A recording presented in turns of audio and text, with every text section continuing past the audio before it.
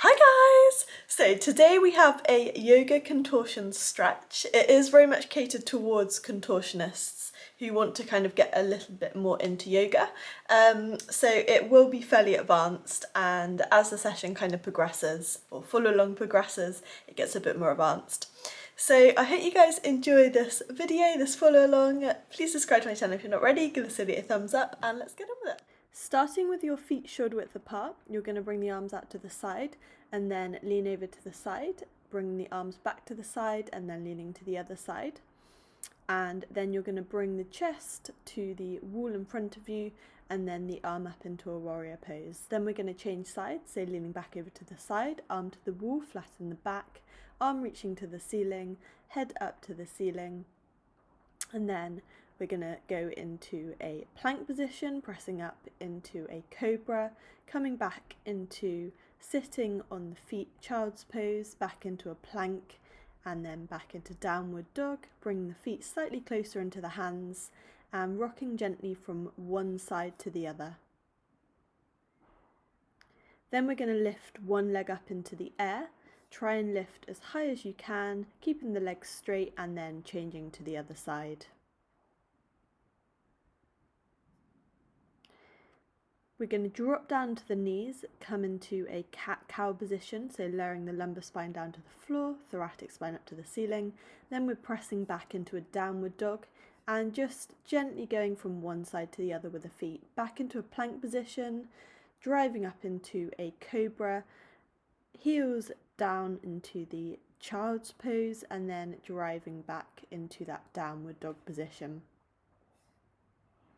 You should feel a bit of a stretch in the calves, back into a plank, driving up into the cobra, back into child's pose, sitting on the feet, and then we're coming back into a downward dog position. Now we're coming into a pike fold. Chest is into the legs. Bring the hands forwards, back into a plank position, and then we're bringing one leg forwards into a deep lunge position. In this position, you're focusing on pushing your back hip down to the ground, elbows coming to the ground. Then we're going to go into a reverse low lunge, straightening the front leg, flexing the front foot, and we're coming into a kind of low warrior pose. Arm up to the ceiling, elbows back down into that deep lunge position. And then we're going to drive into a high lunge position, straightening both legs, chest is coming down towards the front leg, arms out to the side, changing sides, dropping the elbows down to the ground, back hip lowering as close down to the ground as you can. You should really feel that stretching in the back quad.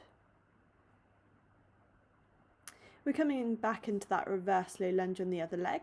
Then we're going into the low kind of warrior pose. And then back into a reverse high lunge.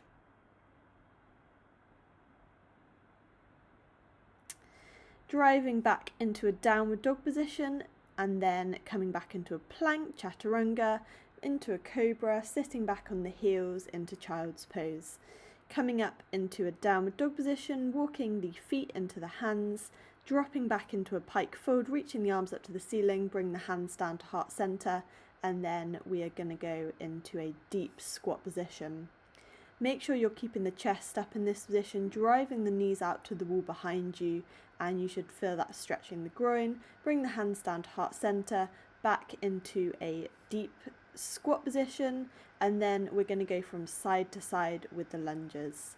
So trying to keep the glutes as low down to the ground as you can. You can flex the foot as you're going from side to side, and then we're holding back in that center squat position. Bring the arms down to heart center, and we're going to drop into a frog position on the floor. Bring your chest down to the ground. You might be quite a bit higher than me. If you are, you're welcome to hold that position a little bit longer and use a prop, for example a yoga block, to help you in that position. If you're super flexible, then you can drop into a laying down middle split position and then come into a sitting up middle split position. If not, just go into a straddle sit.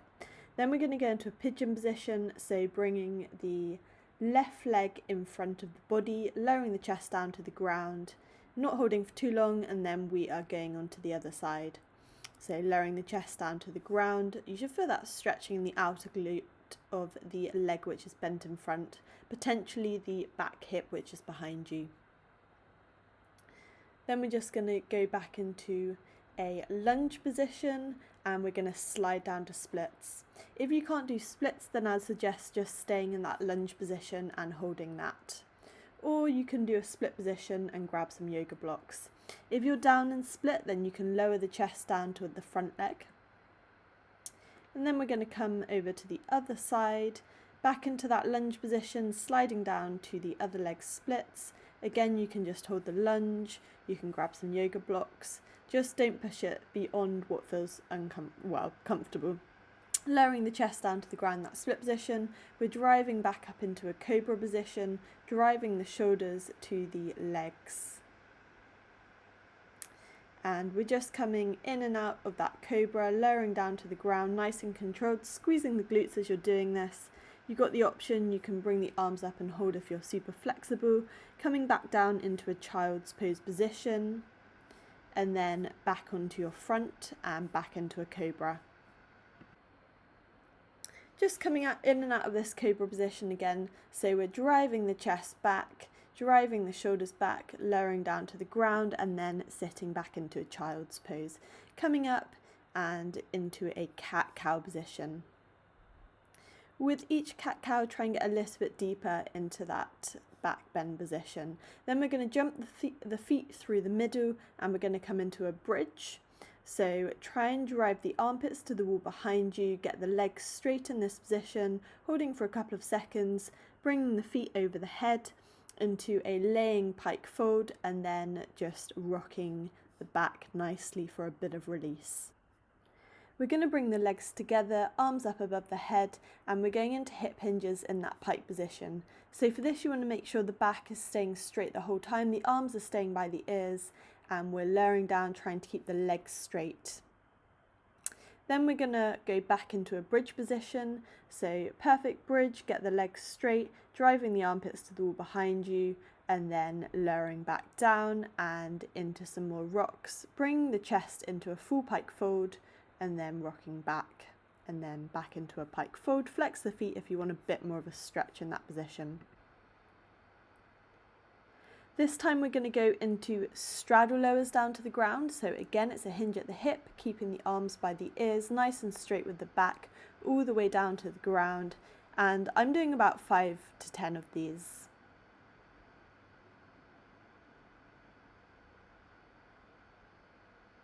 The last one, we're just going to hold that position, so lowering the chest all the way down. If you're not quite as flexible, you can lower the elbows down to the ground and then hold in that position.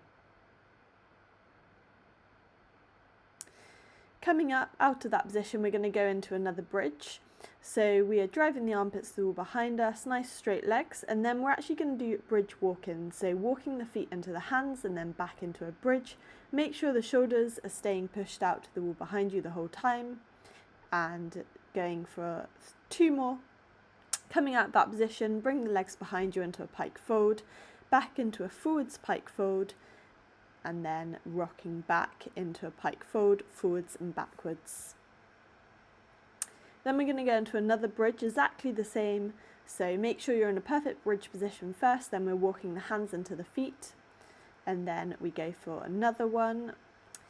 If your bridge isn't perfect, then I would leave this walking the hands to the feet out and just focus on that bridge position. Next, we're getting a little bit more advanced with our back bends, so we are going into chest stands. So we're bringing the legs all the way over the head, down to the ground, and then we're trying to extend, and then we're coming back up and doing another one. So bring the feet down to the ground and back up. Then just driving back into a deeper cobra, and if you can, try and bring the arms off and balance in that position for a couple of seconds. Back into a child's pose just to release the back, bring the thoracic spine up to the ceiling, and then we're actually going to do an arch hold. So with the arch hold, you want to try and keep the arms by the ears, lift the legs as high as you can. You should feel that working the lumbar spine or the lower back. Then we're just going to go into 10 to 15 back extensions. So again, really focus on that control element, squeezing the lower back and coming out of that position. Now we're going to go into back leg kickbacks. So you want to be on your hands and knees and kicking the leg up to the ceiling. So we should be utilising all that lower back work we've just done. And then we're changing sides. So we're going to do 5 to 10 on each side.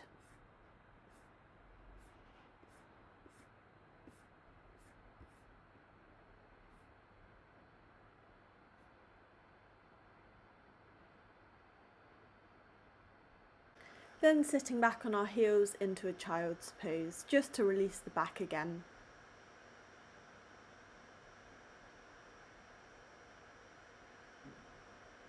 Jumping the feet through the middle, and we are going to go into a pike stretch, laying on your back. Again, focus on kind of driving that lumbar spine down to the ground in that position, just to release the back after all the work we've done. Reaching the arms up to the ceiling, bring the hands down to heart centre.